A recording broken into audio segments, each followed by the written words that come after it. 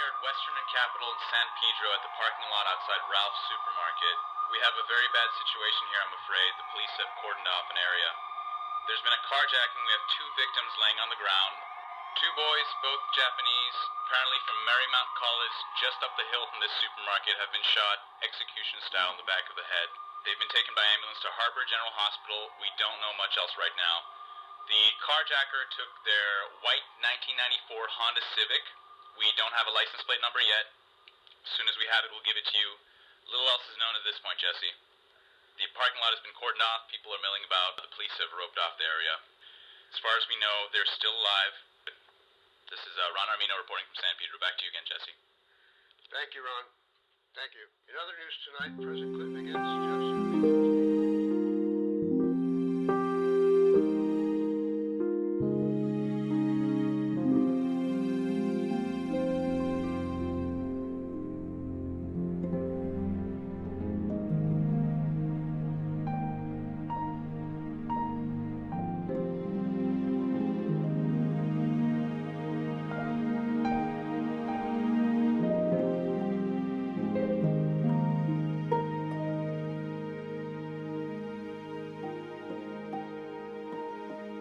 Both mothers reached out and touched the hands of their sons, and they were still warm, and you could still see that their chests were coming up and down because they were breathing with the help of ventilators.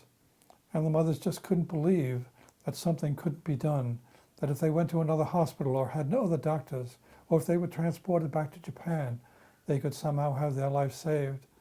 But eventually they came to recognize the inevitability of the boy's death, and the inevitability of the family having to make the decision that while they were there in the room, that both their sons would be removed from life support systems. And I noticed all kind of people down there, and I was wondering what happened, and then somebody told me that two Marymount students had been shot. I kind of stood around, and then more and more people were coming, and they were putting flowers up. Kids were crying, and they were all very, very upset with what had happened. I was thinking, God, life is so short. You never know what's going to happen. I remember hearing about it, and it was just complete shock. What happened? Why them? Was what crossed my mind. And knowing them the way I did, friendly, so kind and so honest, and wouldn't hurt a fly. Here these two kids come across the ocean to get an education in our country, and some animal takes their lives. There was a memorial I knew that was being, people were dropping off things at Ralph's where they were shot. And so I went and I bought 2 white roses, one for each of them. And I don't even remember what time it was, but I went down and said a little prayer and left those roses on the concrete there in the parking lot. Later in the afternoon, when I'd heard of what had happened, or in the evening, on my way home, I went down to Western, went by what had become an instant shrine, flowers, candles, and found myself, like everyone else, simply weeping. People were just standing there in disbelief. And someone says to me, I was student body president at the time, why don't you say a few words? And I don't know what I said, but anger is what I felt. The moment that I remember best was the memorial service in the chapel after the parents had arrived here. And it was when the parents arrived here that it really hit me. In the chapel, we walked up along the side aisles and to pay our respects up at the altar. And then when we came down from the altar in the center aisle, the parents were standing there, and one of the fathers, and I don't remember whether it was Mr. Ito or Mr. Matsuura, but he fell around my neck and put his head on my shoulder and sobbed and cried. And of course I cried. He wouldn't let me go, and we just stood there, and that was a very heavy moment. But it was something that seemed like the end of an era for me, almost like this end of an age of innocence, when suddenly death becomes very real, for young people. One of the strange things too about them I remember very vividly was in the college memorial service we had for them, Sandra Ross Mickelin, their teacher, read one of the essays that one of the boys had written. It was called How to Say Goodbye to Your Friends. You know, I remember the parents remarking on this, and they came on campus, that they looked out and from this 1,000-foot elevation, you could see Catalina Island, you could see the ocean there below us. And it seemed so idyllic, so peaceful, so calm, so supportive of their sons and supportive of everyone in this community. And yet we had to try to combine that with the reality of the violence in American society as well. And it's just a tremendous contrast. The kind of things that takes place on a college campus, the support that we give to students, the appreciation of nature, the appreciation of the peace and beauty and harmony of the world around us. And that really is the tragedy of what happened to these two young men.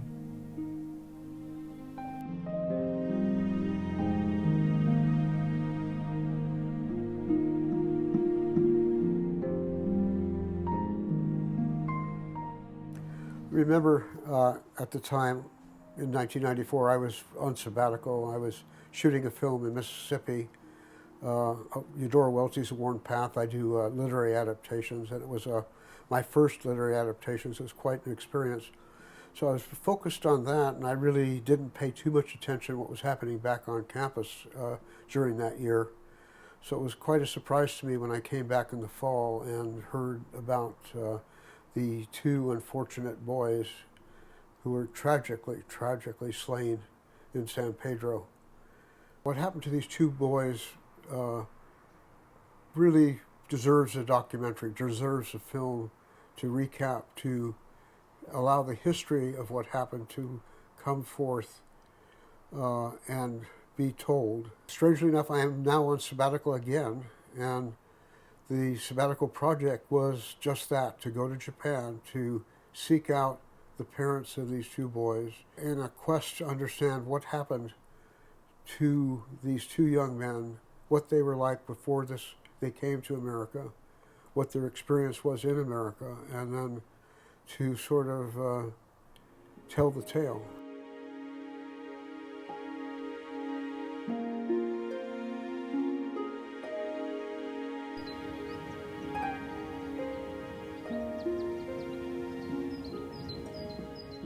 Takuma の七五三のお祝いの写真があります。初めてのおめかしで少々緊張気味でニコッと笑ったところがとっても思い出にあります。千歳目を持って得意そうです。学校では非常に個性的で、先生にとってはあまり都合のいい子供ではなかったと思います。っていうのは、Takumaは絵が好きで漫画が好きで絵がとっても上手だったものですから、お友達がみんな寄ってきます。で、勉強することよりもTakumaの方に寄ってきて、非常に先生は困ったようです。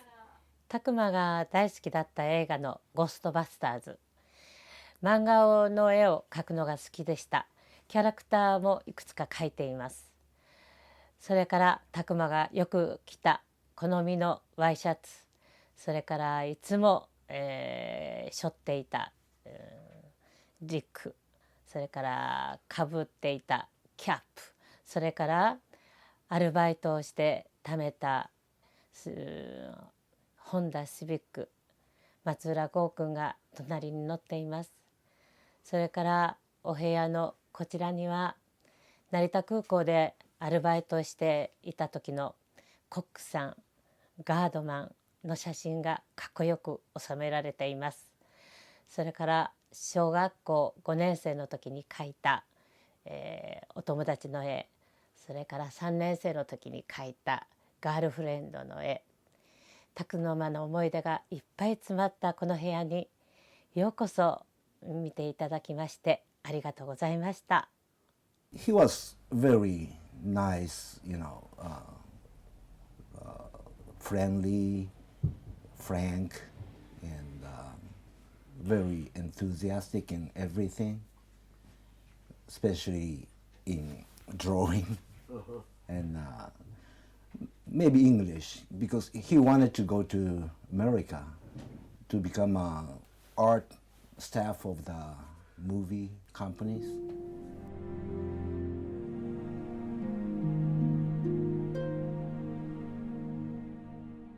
He was born in United States during my work at NIH, National Institute of Health, Bethesda, Maryland. Normally, any children born in the United States is getting automatically U.S. citizenship. For Japanese, if he wants to keep the Japanese citizenship, the parents have to apply maybe 2 weeks after birth. He was a very tender mind boy, very stubborn on what he wants to do, and very kind and sometimes very funny guys. First thing that he wants to be involved in the movie industry, movie making. I saw a pamphlet of the college and the picture of the Palos Verdes that looks very nice, beautiful, and residential area, a rich residential area. So I thought that it's very safe, and so I sent him over there.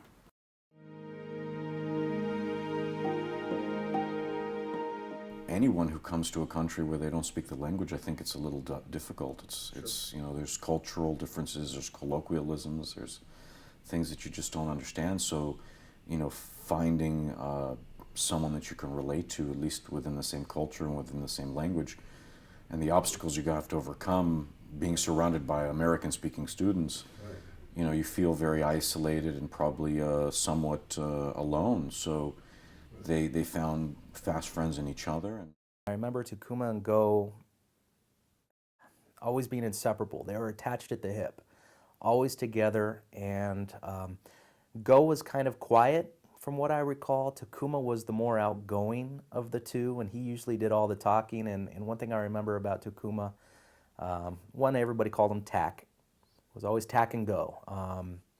Not just Tak, not just Go, always Tak and Go. They were always together. I remember Tak and Go quite fondly from writing class because their journals were so expressive. And many of their journal entries were about films. At first, it was all about Steven Spielberg. And then with a little nudge, they started exploring other topics, all related to film. And we sort of bonded over horror movies. I had both Talk and Go in my filmmaking class. That was their major, that was their passion. That's why they came to the United States. Go was in my photography class when he first came to Marymount, but Talk and Go were both filmmaking majors, so I had them in both semesters. They were beginning their career, they were impassioned, they really loved American films. One day, they came to my office with Japanese movie magazines, and specifically they were sci-fi horror magazines. We looked at them, and I said, well, thank you, and tried to hand them back. And he said, no, these are for you. And I said, oh, okay. And he said, look, it was like a Playboy, but it had a fold-out of Freddy Krueger. And I said, well, what do you want me to do with this? And they said, put it in your office. So for quite a while, I had like a centerfold of Freddy Krueger in my office, thanks to Tak and Go. How I got to know Takuma was just through socializing with friends. All the people, all the students in that dorm were pretty close. We all hung out together in different people's rooms. And in fact, the first time I ever ate sushi, Takuma took me to a restaurant in Torrance and introduced me to sushi and sashimi, which I love now. We would, like almost on a weekly basis after our studies were done, we'd just either watch movies at home or go see movies. And Go, ironically, was always around, and Go and Takuma became fast friends. And you know, I knew Go as much as I knew Takuma because they were together all the time. Both of us were interested in multimedia, and he was a big fan of Steven Spielberg and George Lucas, and so was I. So we'd watch movies together and Star Wars constantly. Life creates it, makes it grow. Its energy surrounds us and binds us. Luminous beings are we, not this crude matter. They stayed in my apartment overnight and talk about their dream. What was their dream? Their dream was like to be famous producers such as George Lucas or Steven Spielberg. I got to know them a little better. I invited them over to my 21st birthday party. I moved off campus to my own apartment with my brother, and I invited all my friends. And I remember the door opening and Takuma and Go walk in, and Tak had a big smile on his face, and he had a gift for me. Takuma and Go had no walls, no barriers, no boundaries about them. They were always outgoing, and they wanted to mix and learn and discover the American culture. I was at home, as I recall, it was fairly early in the morning, and I got a phone call from the Dean of Students, Joni Conley, to say that 2 of our students had been injured. I didn't know at that time how seriously, and that it had happened outside Ralph's supermarket in San Pedro. They had been taken to Harbor UCLA Hospital, so I immediately went to the hospital, and when I was there, I spoke with several of the doctors and discovered just how terribly serious the wounds were to the 2 young students.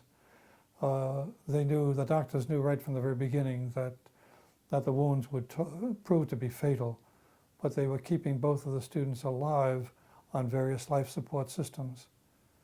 One of the most difficult things I had to do was to go back to my office, and with the assistance of an international operator and a translator that we had with us, to call both families and to tell them not that their sons had died, but that their sons had been seriously injured. And I recommended that they come to the United States just as quickly as they possibly could. I got a call in the morning, someone from Japanese consul in Los Angeles. Seems to my son and Takuma was shot in the car in a shopping center. So I asked them, they didn't tell me anything. Right. So that's I found out. March 25. Yeah. I was working as a DJ at a place called the Hollywood Palace, and it was in the middle of it's a party. It's a huge party. There's 600 people there, and people are dancing, and it's a festive atmosphere, and I'm playing the music, and I remember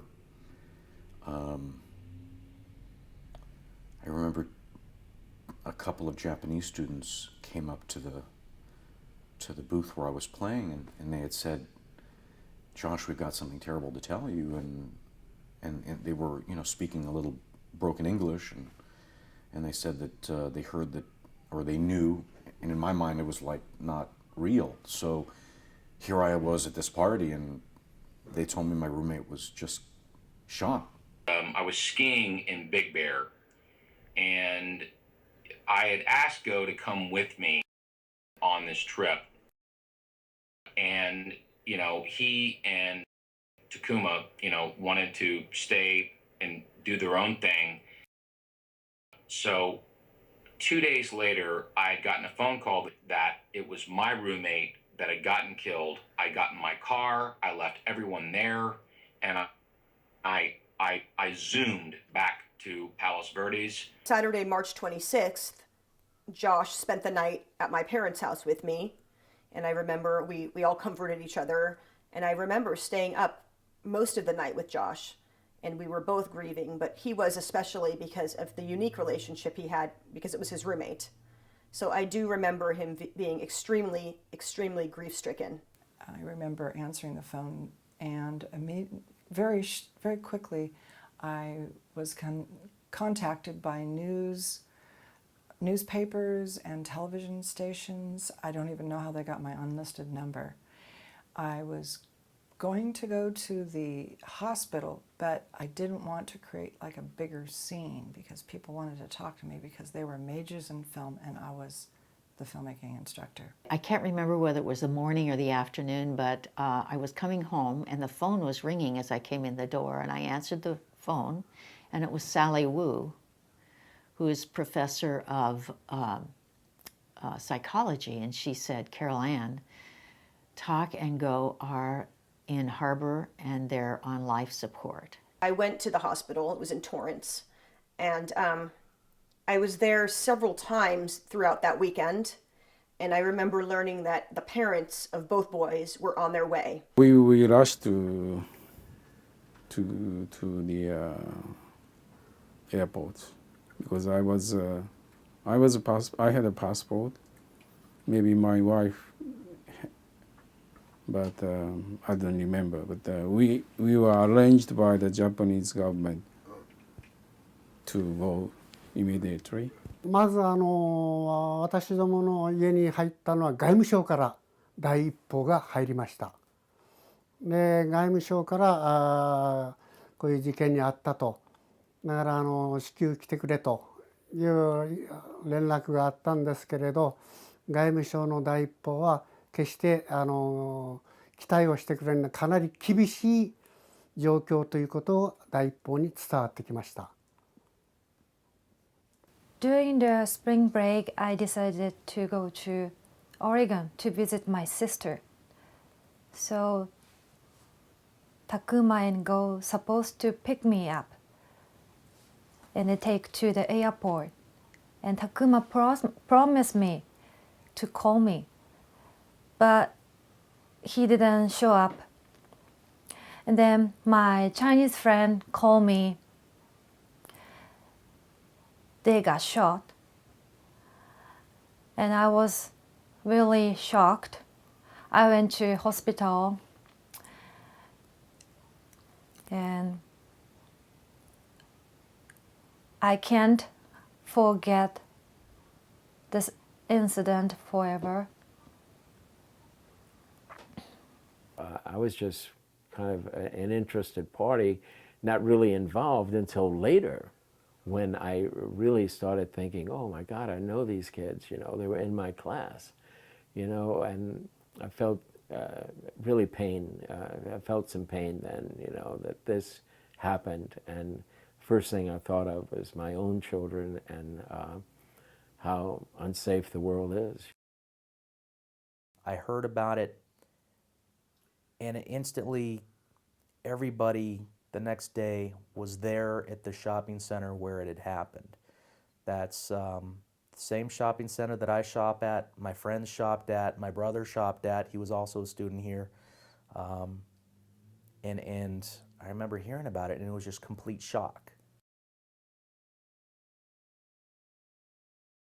The students, as well as faculty, staff, and many of our neighbors came down to that site and brought pictures of the boys, brought flowers, brought various notes saying how much they appreciated and how friendly they were with those two young men. So we all got together that evening at Sandra Ross Mikulin's home, and I think we just ate pizza and talked about the friendships and just talked about how we could go on and what great kids Talk and Go were. The hardest part for me personally was trying to keep the students' spirits up. And I took my solace from Father Sean Cronin, who taught at Marymount at that time. And there are rituals that I find soothing, and while I'm no longer a practicing Catholic, at the time I was, and that helped. After the tragedy, when the students came back from the spring vacation, it was so difficult to deal with the semester. We were far into the semester, everybody knew Talk and Go, and the wound was huge in that classroom. So we started going out on field trips and do almost anything that was away from Marymount. I can remember the president of the student body, Scott Collette, was really instrumental in bringing the students together and trying to have them face the reality of what had happened and support each other. Dr. McFadden he was so involved and so helpful, and he wanted to, to make sure that the students were able to deal with this, because it hit us all hard. He had to give that reassurance to our school, our community, and to the world, because there are students attending our school from all over the world, and he had to let them know it's going to be okay. We had a number of memorial services here on campus. One of the ones that I remember most assuredly was the way the Japanese students gathered together in what we call the view room. And they had a custom, apparently, that I had never seen before. The young men and young women who were students here from Japan gathered together and they made paper cranes that they then presented, hundreds of them. It was a wonderful gesture to the parents, but it was also a wonderful way for those students to come together, not in a viewing as we have in our Western customs here, but in a way to have a project, if you will, that they did together. When I was working at the Palace, I asked the owner if we could throw a memorial there, and we did, and I shared with students at Marymount College, as much as I could share what he shared with me. We decided to increment them in United States, and after that we had a ceremony in Marymount. Ghost said, "Why are you fighting with the candy machine?" And I had lost some money in the machine, and my candy bar was teetering on the edge. But Ghost said, "This is not fair. The machine cannot hit back."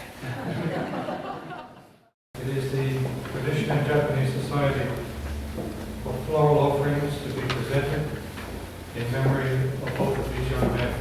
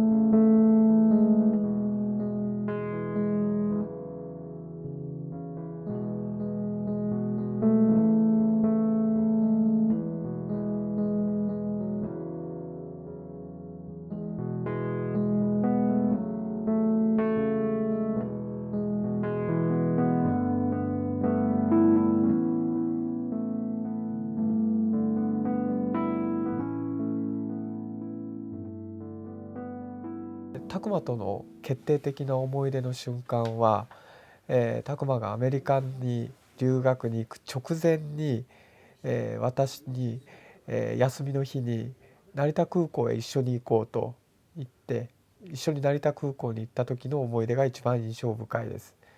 我が家から成田空港までは電車で30分ぐらいですけれども、成田空港に着いたら、即屋上のデッキに行きまして、飛び立つ飛行機を見ながら、タクマがこれから自分は遠いアメリカの地に行くけれども、残った家族については弟のお前がしっかり頼むと、そういうことを私に言いました。ごくありふれた兄弟ですから、こんないわゆることを話すなんていうことについてはこれまでなかったので、とってもびっくりしました。で、兄の決意はここまで固いんだなと、私まだ13歳でしたけれども、改めてそのように感じました。Tak went back to Japan for just a few days because his grandfather had died, and then he flew back. And we had a interesting conversation about the fact that his parents wanted him to please stay in Japan, that his grandfather had just died, and that they didn't want anything to happen to their son. And he said that that conversation came up several times and that they asked him to please stay in case something happened because it was such a different society and, you know, they were in Southern California. And he said that he told them that he was willing to do anything to pursue his dream of becoming a filmmaker and a director, no matter what the cost.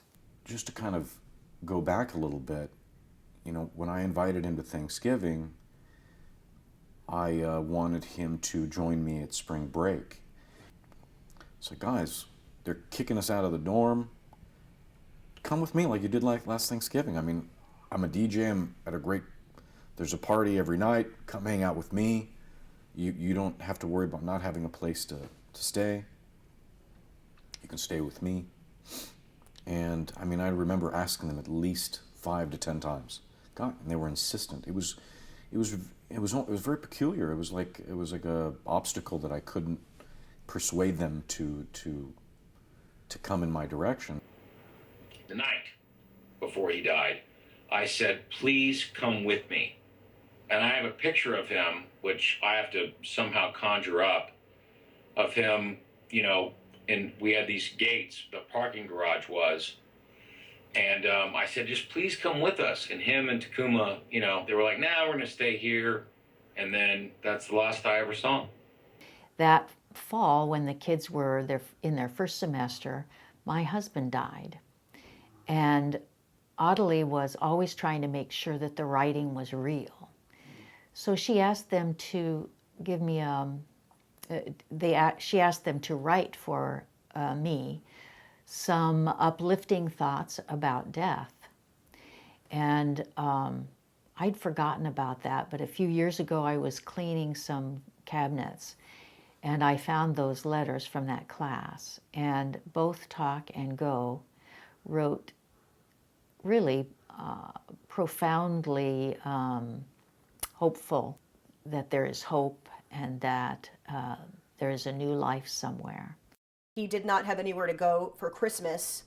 That was in 1993, so Takuma went to my house. At that dinner, he discovered that my father was involved in film production. It just so happened that a guest we had that year at Christmas dinner was a friend of my father's who was Rodney Dangerfield. So I know Takuma was very interested in that, and everyone got to talking, and it came out that my father was going to be teaching a course at UCLA Extension on production. So Takuma attended that course. I guess you realize that life is a lot more fragile than you think it is. And I wasn't in my right mind, and I certainly wasn't in a studious kind of mindset. So I just I decided that something that brought me a lot of joy, there was a lot of hope for a future, really became almost something I didn't want to be a part of. And I just had to leave. I had to leave and regroup and come to terms with it some way, somehow. And then I went back a few years later to try to pick up some of those broken pieces. I don't think you get over it. It still affects you today? Yeah, I mean, absolutely. I think that, I mean, for me personally, I didn't leave my house for a few years. I mean, I would go and do what I had to do, but and I just not the same person.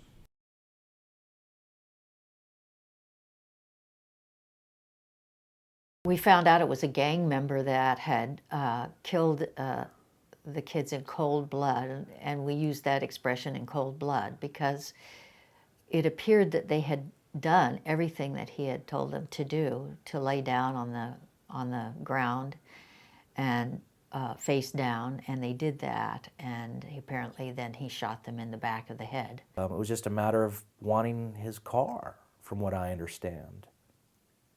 He would have given the keys. I don't know, maybe he did give the keys. He wouldn't have put up a struggle. He wouldn't have put up a fight. He you know, Takuma and Go wouldn't have, they would have given him the car, so I don't understand.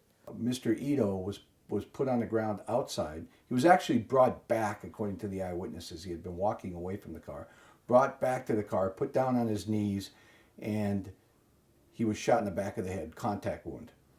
Go Matsuura was sitting in a passenger seat, There were 2 shots fired in near the dashboard, and then there was a contact wound in the back of Mr. Matsuura's head also. Same points, right at the crown, right at the peak of the back of the head. It was just very painful not to be able to grieve with the parents. It was very painful to know that me going to Marymount culminated in me giving my buddies. I gave Takuma stuff back in a box. And I couldn't talk, I couldn't really talk to the family. When you're living in Japan and you're very aware of how people react to Americans and what happens in America and all the rest, and it's like, oh my, here we go again. The violence in the United States. And I remember thinking of these 2 boys, and what really struck me most of all was that one of them had wanted to be like Spielberg, and the innocence of that coming to this country and then this happening. As an American living in Japan, one thing you're aware of is the lack of violence. Living in America, you're aware of empty alleys and dark corners and all of that. I could get on a subway by myself at midnight and put my things in a rack overhead, sit down, fall asleep if I was tired, and then think nothing of it. My belongings would still be there. I felt safe. That's the comfort zone. This is what society in Japan expects of its members, that this is what you'll do. It doesn't mean that there aren't people who shoot or rob or do anything like that. Of course, there are elements like that, but the general society, it's not a casual thing, as it all too often is in the United States. 5 days after the death of these 2 19-year-old Marymount students in a carjacking, the police have announced the arrest of Raymond Oscar Butler from the Rancho San Pedro projects, believed to be a gang member. He's of mixed race, Latino and African American. That's about all we know at this point. I remember finding out that the murderer, was a young teenager like we were, 18 years old. We watched him for a few days. We had surveillance on him, and he had no idea we were watching him. We followed Mr. Butler, and we saw for 2 days that he was having a good time with his friends and all this stuff. He was running around with his girlfriend. He was drinking. He was partying, having a good time. Remorse always comes when you hear the knock on the door and it's the police. One of the reporters leaning up to the car, I'll never forget, he yells out, and I believe it's on one of the tapes, you hear him ask, "So Raymond, why are you being blamed for this?" And Raymond Butler yelling back, "I did it. I'm not being blamed. I did it," or something to that effect.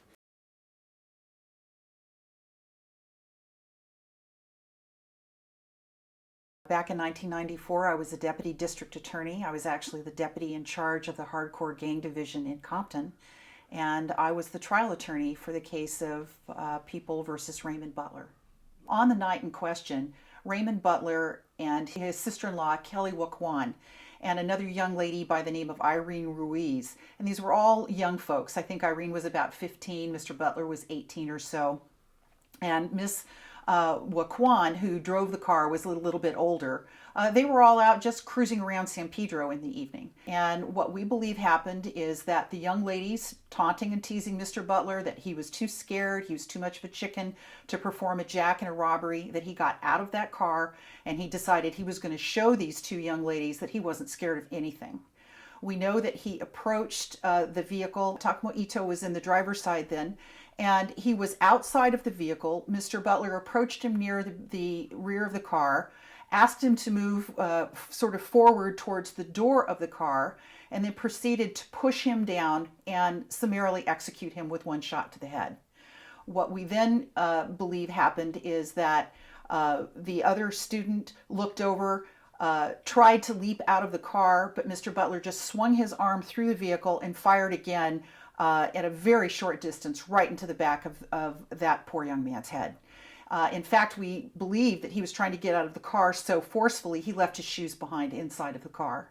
Meanwhile, the two young ladies who never, we believe, expected it to go to the level of violence that it did, they went, oh my gosh, and Kelly Wakwan peels off and leaves Raymond Butler standing there. So he then shoves the two bodies out of the way, gets into the vehicle, and then takes the vehicle down into gang territory in San Pedro, where he is hoping to get some assistance, probably from his friends and or fellow gang members.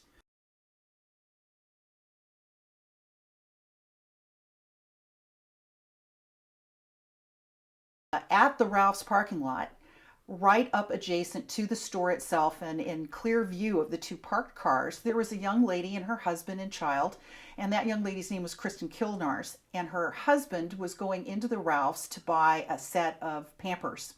So she is in the back seat of this car with her baby, and she has a clear view of everything that is going on with Mr. Butler's van, and she sees Mr. Butler execute both Go Matsuura and Takuma Ito. The evidence at the scene showed that these gunshots were very, very directed right into these guys' heads. They were not, it was not a lucky shot.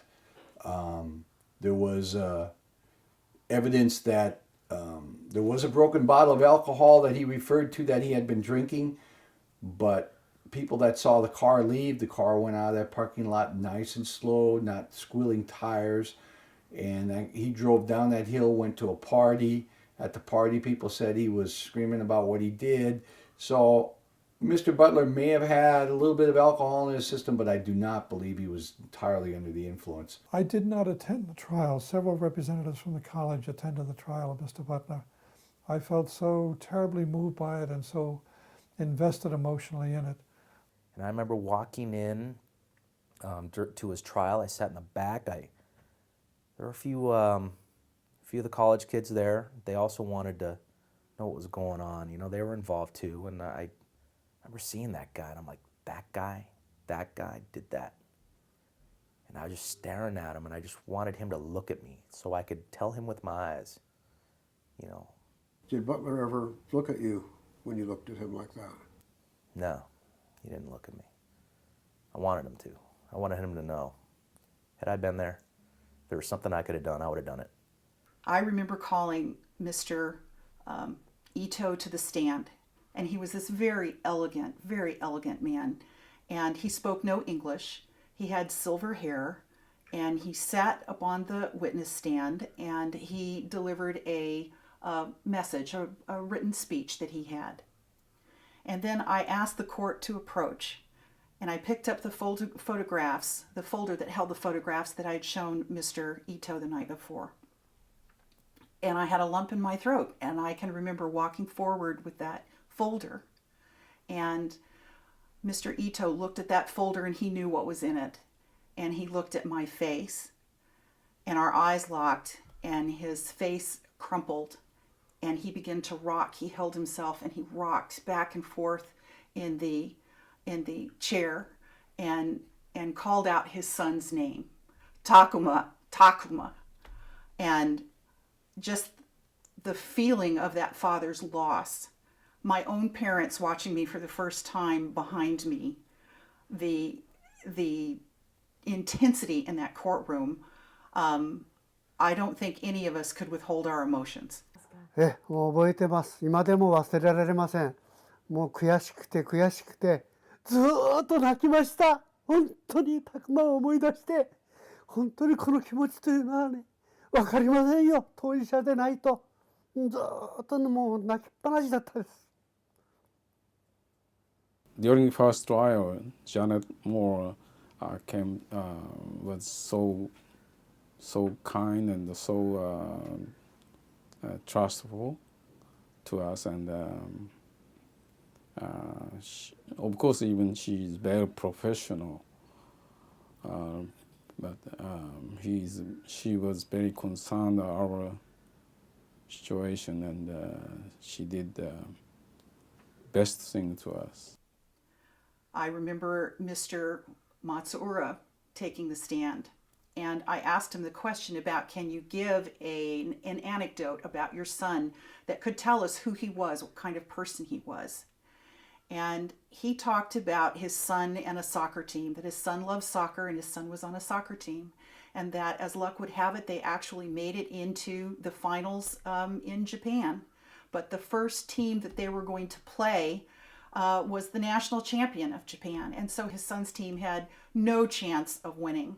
And yet he sat there and watched his son take the soccer field and battle until he was really almost bloodied and give everything he had against an invincible foe. And Mr. Matsuura said he'd never been as proud of his son in his life as at that moment. 私は、明宏さんの言う気持ちとはちょっと若干違うんです。怒りっていうよりもなんかすごく悲しい思いが今でもしています。っていうのは、タクマと変わらない年なんですね。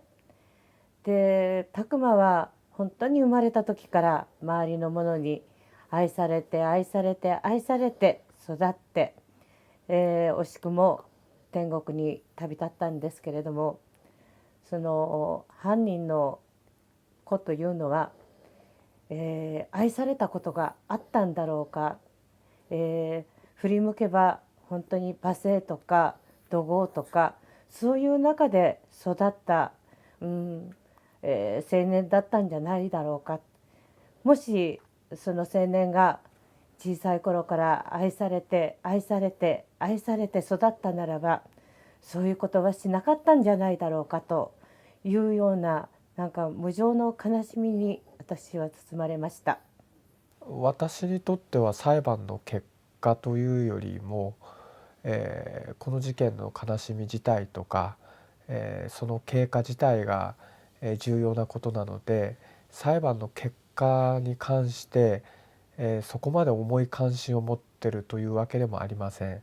そういう気持ちがありまして私はあまりその死刑とかそういうことを、刑のことにはあまりこだわっていません。ただ彼が本当に心から悔いて日本人のゴー君とタクマという2人の青年の命を縮めたことを本当に心から悔いているのかどうかそのことに私は非常に執着いたします。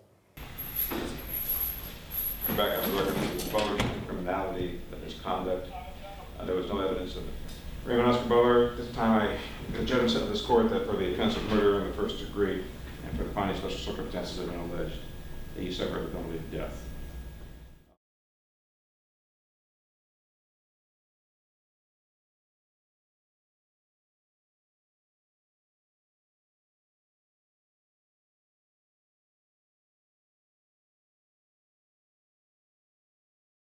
What we heard about Raymond Butler is that he came from a truly dysfunctional, I would almost say horrific family. He had many individuals in his background that were violent and that had committed violent criminal acts. And in fact, the defense counsel brought in a family tree and showed the jury just how far spread and how widespread violence was in Raymond Butler's extended family itself. I believe that his father had committed violent acts. We'd heard that his grandmother had murdered her husband. We had heard that his mother claimed to have been assaulted by her own father, and that the inference was that she wasn't certain whether Raymond was her son or her brother or both. The sad thing that we heard is that the mother, through what she believed to be loved, interfered in Raymond Butler's life every step of the way. He was a child that was falling behind in school. He probably suffered from ADD. But every time school officials or a teacher would step in and try and give this young man a program to assist him, the mother would intervene and prevent that from happening, essentially saying that she knew what was best for her son. She medicated Raymond as she saw fit with drugs, medical prescription drugs that she herself took or that were prescribed for Raymond, and they were not done on a regular basis. So you had a young man that, even though it looked as if he had support at home, actually had someone who was doing nothing to assist him in life at all. And he fell further and further behind. He became more and more alienated in school, became less and less accepted by the mainstream, and I believe that that made him ripe to fall into the gang lifestyle. I know a little bit about gangs. It's actually my area of expertise within the office. I was a gang prosecutor for many, many years. From there, I moved on to be deputy in charge of the Compton Hardcore Gang Unit. At a later point in my career, I became the head deputy of the Hardcore Gang Division, which handles gang cases throughout the entire county of Los Angeles. The thing that you need to know about gangs is that they actually have a code of conduct. They function on a concept of respect. And that seems really funny when you see what they do and the violence that they inflict, but it really is a concept of respect. And how do you earn respect? You earn respect through violence. And if Raymond Butler did, in fact, as I believe he did, embrace the gang lifestyle, respect would be very, very important to him. And you get respect back if someone has disrespected you or dissed you by not just getting back at them with the same level of violent act. You have to escalate that violent act. And so that's why I believe it makes perfect sense that with the young women in that van taunting him about being a chicken, about not having enough guts to do a lick, and being someone who embraces that gang lifestyle, that gang creed, that I must be respected, and if you disrespect me, I must give you payback at a higher level. That's why he stepped out and not just pointed a gun at Go Matsuura and Takuma Ito, he executed them.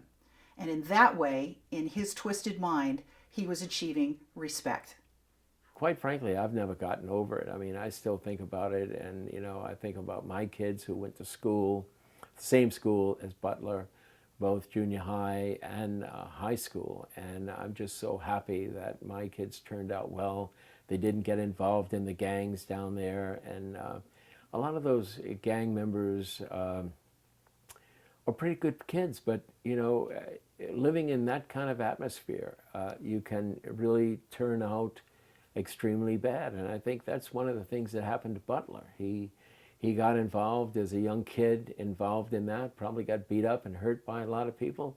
And then he started to give out pain himself. He decided to, okay, I'm through, taking all this, and I'm going to go out and give some pain myself. And I would imagine, being kicked out of the schools and not getting the proper education, and turning to the streets to survive robberies and beatings and all kind of other things that take place down there. That really probably turned him into the monster that he became. I learned a lot about his background. I read up on him. I learned about him growing up in San Pedro, which was so close to the dorms that we were in. And he lived in the projects and grew up there. And I tried to learn everything I could about him, thinking that in some way that might help me make sense of this. I volunteered a few times at the projects over there and took children to amusement parks because I thought maybe it would help them in some way to not grow up to be a person like Butler. We're building more prisons than educating our children. And honestly, that's probably what Raymond Butler would say too, is that he didn't have the opportunities, and therefore it led to this misguided anger that led to the death of two of the most, if you wanted to describe them as an animal, I would say both of them were doves that were slaughtered.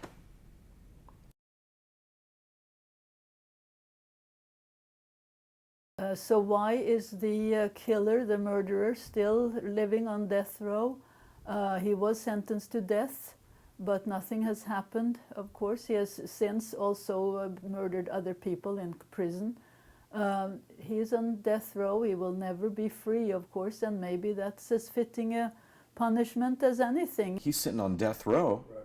18 years. He's killed somebody else, and he's still not dead. and the government is supporting him at $100,000 a year, and he's getting 3 meals a day while my friend is dead.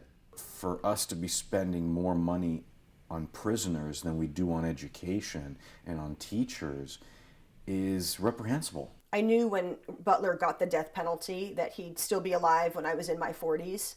That's the way California is. So it's not a surprise to me that he's been on death row for so long and he's still alive. This happened between 1993 and 1995. Here it is, 2012, and I keep track from time to time. What happened to this Raymond Butler, the guy who took their lives? Nothing. Nothing. He's still in jail. He has a murder sentence. He's on death row. And this animal's still alive. This guy is still alive. He's still breathing. Tack and go are gone. I think when you can kill 2 young men like that are basically defenseless and have done nothing to you, and you can execute them and pull a gun out and shoot one and then shoot the other one, and even have that little 2 or 3 seconds in between to make that decision like, oh my God, what did I do? No, you don't make the decision. Oh, I made a mistake. Oh my God. No, you go and shoot the other guy.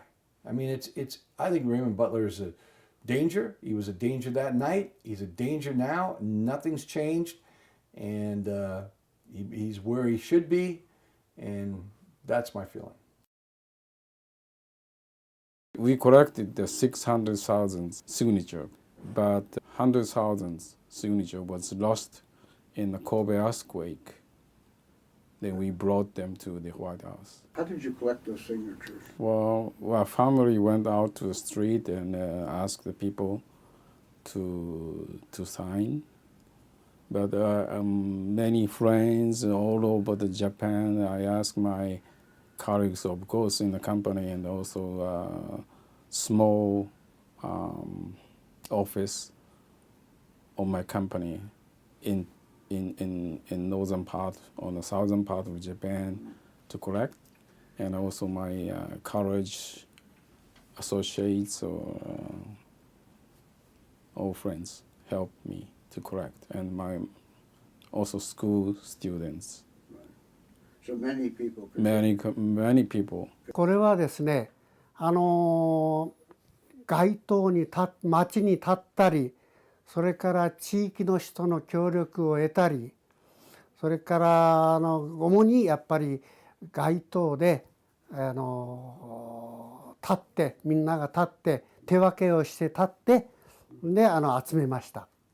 これは松浦ファミリーと伊藤ファミリーが中心になって、心の癒しというよりはやっぱり2人の子どもたちがもう絶対に銃というやつに対して少しでも犯罪が減ればという気持ちと、二度と子どもたちと同じような人が出ないようにという切実なる思いです。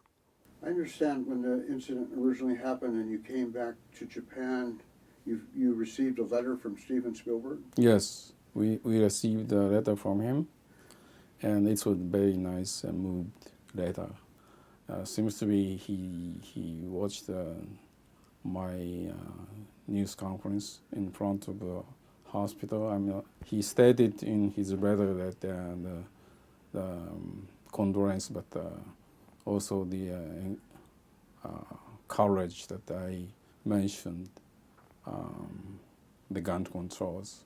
If one thing could be changed about American society, I would argue for less violence. Specifically, we need gun control. In Japan, everybody knows that the ordinary citizens are not allowed to possess guns of any kind. But the guns are all over the United States, and many Japanese fail to understand why the gun control is so inadequate in the United States. Our culture just loves and embraces firearms. So I don't think that making the laws stricter would prevent someone like a Butler from getting their hands on them. It would take several generations to make a difference like that. There's a segment of society here in the United States that doesn't care not the least about laws, and they always find one way or another to violate laws and do the things that they want to do. And unfortunately, that includes violence. If you outlaw weapons and keep weapons out of the hands of good people, the only people that will end up getting them will be criminals. Guns very typically are traded amongst gang members. So no one buys a gun and says, hey, that's my gun. They will buy it for the gang, and then it is used for whatever purpose the gang wants it to be used for. So it could exchange hands many, many times. Access to guns, despite gun control laws, for someone who wants them for an illegal purpose is, always has been, and probably always will be, relatively simple. We discussed with Dr. McFarlane to keep their name on something to be remembered. And that's we came up with some kind of a film series. And I'm hoping that this film series and what Bruce Schwartz is trying to do with this documentary on the boys will have a healing effect and will help the whole community. So it was a pleasure to run the film series and something that I enjoyed doing. But every time I would have to introduce the series, I'd have to talk about these two young men and how the series came about. It was always very painful for me. Even though I didn't know them, I knew I was talking about something that should have never happened, that we indeed had a film series named after two young boys who had passed away tragically back in 1994 under the most innocent of circumstances. They did not deserve such a fate. And I've discovered that more and more as this film has gone on, that I feel personally involved in trying to render them justice to them where justice hasn't been served by a man on death row for 18 years who's still there while these two boys are only shrines in the houses of their families back in Japan. That film series, fortunately, is growing, and it's moved down to a classic architectural building, a wonderful theater in San Pedro, and so I see it as building their memory in a positive way and educating current and future young filmmakers who will always be reminded of the Talk and Go, that they had a vision of coming to the United States, studying film, and making a future. For 17 years, I've run this film series. We've brought in speakers from all walks of life, all regions of the country, to celebrate indie film, to celebrate the art of filmmaking, and we brought in editors, actors, producers, casting directors. So it's been quite a valuable experience for the film students at Marymount. We decided to change the series, I think, in the fourth year and make it a series that dealt with themes. And we did 3 films on the American immigrant experience. And we ran the Joy Luck Club, Avalon, and El Norte. It was really a place once a year where we could celebrate independent film, that we could remember these two young men and share a moment of respect for events that should never have happened.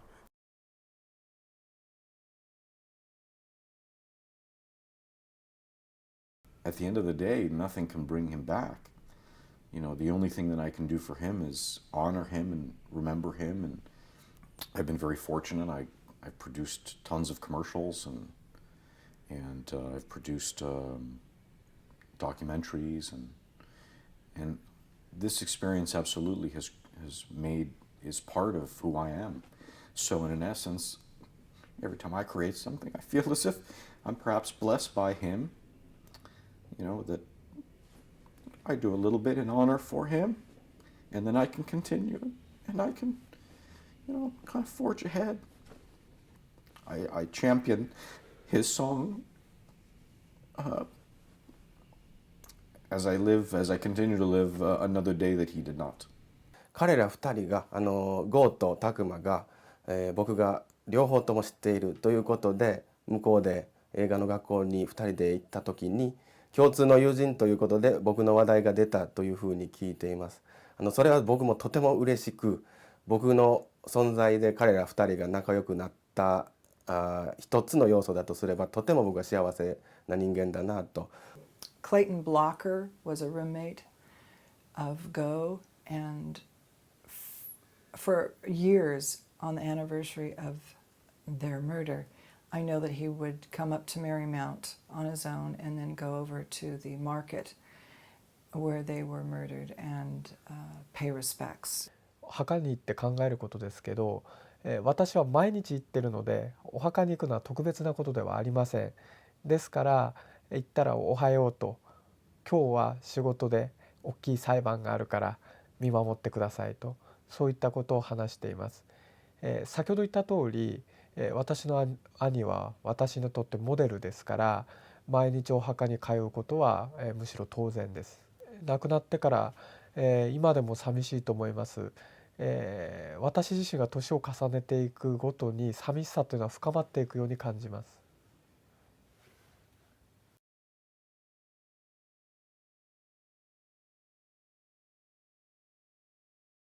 So we built the small temple in my house and put his ash in there. So we talk with him every day. We serve him every meal that we share. I really thought they had a bright future in film, and that it was just a tragedy that their lives were cut short so soon. 彼らに今言うことというのは、僕はあなた方を見習って一日一日強く生きようと常に思っていますし、何か情熱をこうぶつけれるもの、僕にとっては今それがデザインという仕事につながっていますが、それを一日一日丁寧に、正直に、やっていくという生き方は彼ら2人から僕はパワーをもらったと感じています。But it was certainly something that I personally had to get through. And I did it by reflection, by time, by prayer. But I think that one of the main things that influenced me was just to witness the strength, the forgiveness, I'm not sure if there's another word besides strength that I can come up with of those two families. Courage. The courage that they came up with as well. Strength and courage and determination that their son's death would not just pass away, but that through the film series and even more especially through gathering all those signatures against gun violence, they tried to make sure that their son's lives in some way continued on. And it's just nice to know that they're still being remembered. And I'm glad that I could, tell my part of their story. 東京はまもなく離陸いたします。座席右とベストを今一度お確かめくださいませ。So in the spring of 2012, I went to Japan. I interviewed and met the families of these two boys. I met their friends and colleagues, and quite an experience. You're watching this film, and I hope you're getting something out of it. For me, it's a personal venture, plus it allows me to feel that the roots of this film series will never be lost. And the names Ito and Matsuura will be informed by who they were and what you've learned by watching this.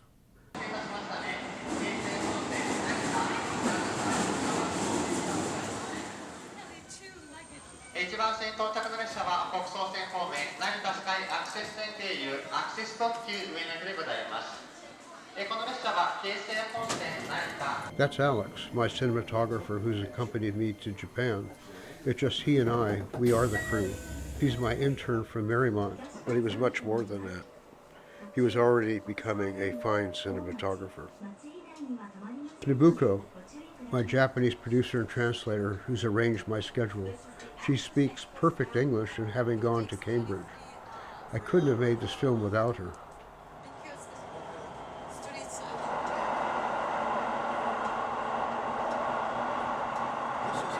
The Japanese landscape. It was the first time I was seeing it, and it was misting outside.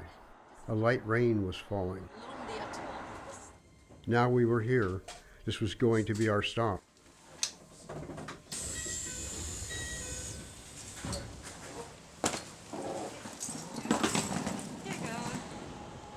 take 2 trains to get to our hotel. Even Nabucco was confused by the Tokyo rail system. Oh, good perspective.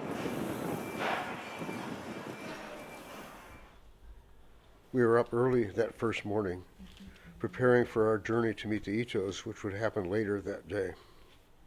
We would have to take 2 trains to get there, but first I just wanted to look around. After all, it was my first visit to Tokyo. I felt a sense of alienation, not knowing the language, and I wondered if that's how Tak and Go felt when they first came to America with their limited command of English. Maybe this trip would make me more empathetic to them, to the hardship of coming to a foreign country one didn't know. Tokyo was teeming with people. Such a crowded city.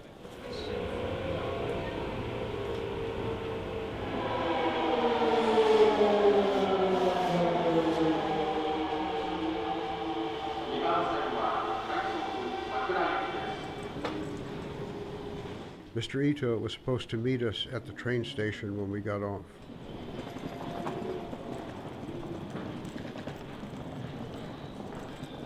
You are here?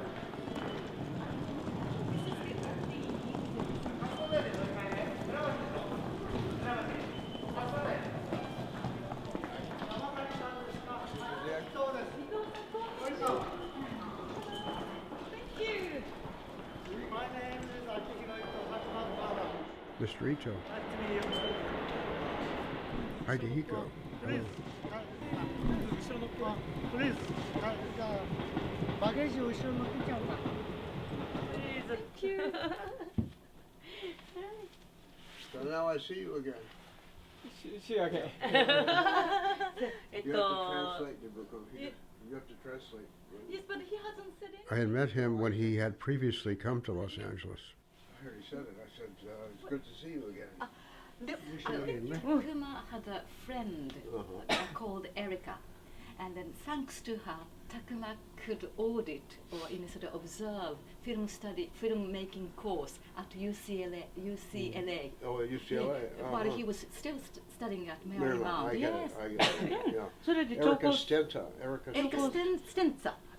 そうかな。Erica Stenza. 誰かな。名前が書いてないからわかんない。プレゼントの。おお、そう。 This is from thank you. Marymount. From Marymount. Marymount, thank you. Thank you. It's upside down. It's this way. 伊藤ファミリー。 Yeah. この仏壇は拓磨が事件の後にすぐ作りまして、私ども家族としては毎朝拝ん手を合わせて拓磨の冥福を祈ってますし、また拓磨も私ども家族のことをずっと精神的にもいろんな面で私どもを見守ってくれてます。で、私どもとしてはもう非常に大事な仏壇です。はい、この指輪は拓磨がメキシコ旅行に行った時に買ってきたものです。このいつも拓磨はこの指輪が気に入ってしておりました。そして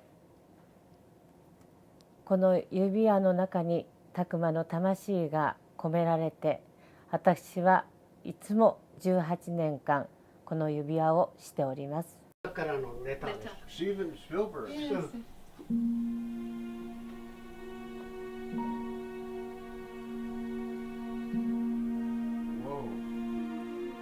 We're looking at the Spielberg letter.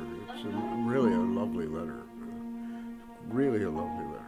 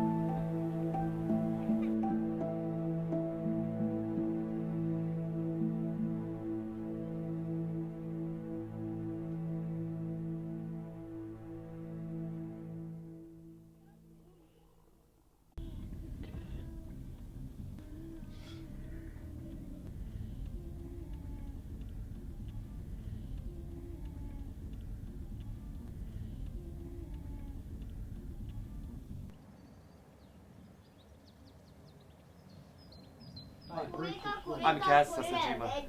Pleasure to meet you. Pleasure to meet you too. We met already. Hey, good to see you again. What is your name? Maki. Bruce. Nice to meet you. Thanks for coming. そう、あ、日本に日系の方って言ってたでしたよね。うん。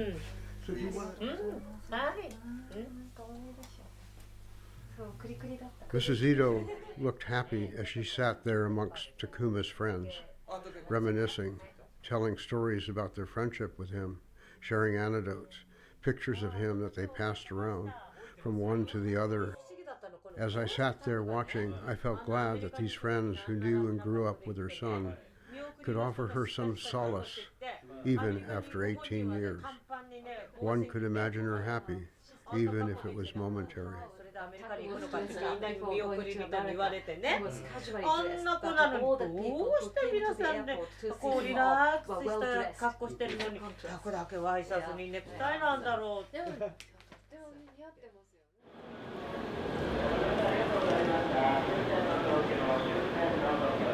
We were off again, this time to catch the bullet train to Osaka and a visit with Dr. Matsuura. 重席は列車の後ろより1号車から3号車です。安全策、黄色い線の内側で下がってお待ちください。 The bullet train. There it was.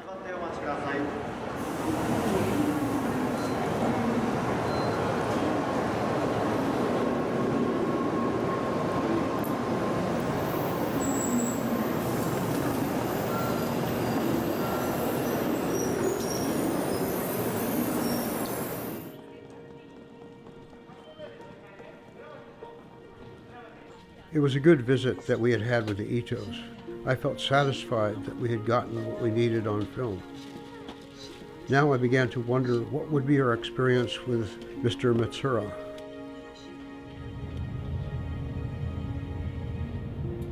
Poor Takuma.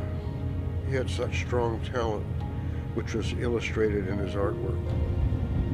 I began to understand his loss at a deeper level. It was so horribly, horribly sad.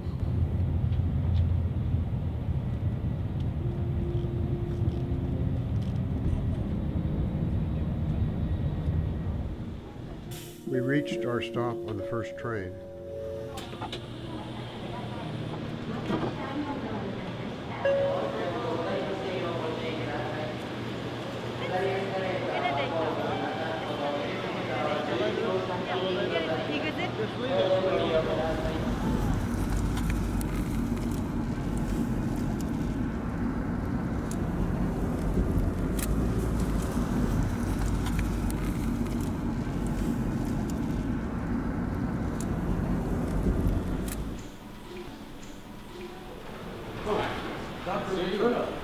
Good to see you. Good to see you. Thank you very much. This is a little gift from Marymount for you. Wow, thank you. And why don't you open it? Yeah, I open it. Here, I'll take the ribbon from you. Marymount, huh? Yeah. Here. Thanks so much for coming to the hotel and joining me for this interview today. I'm happy to see you here in Osaka. I appreciate it very much. It's surprising that both boys went to high school, but different high schools in the same city and yet didn't know one another. Yeah, I was very surprised. This is kind of a destiny, you know. They met at the Marymount. They are both fanatic about the movie makings and movies. And so they just immediately got good friends. He kept talking about the friends and the life in Marymount. So fascinated and so happy. He was accepted by many colleagues and friends. He also adapted himself to U.S. life. After the New Year's holiday, I sent him to the airport. I think January 8 around. Right. Yeah, I sent him to the airport. That's the last time I saw him.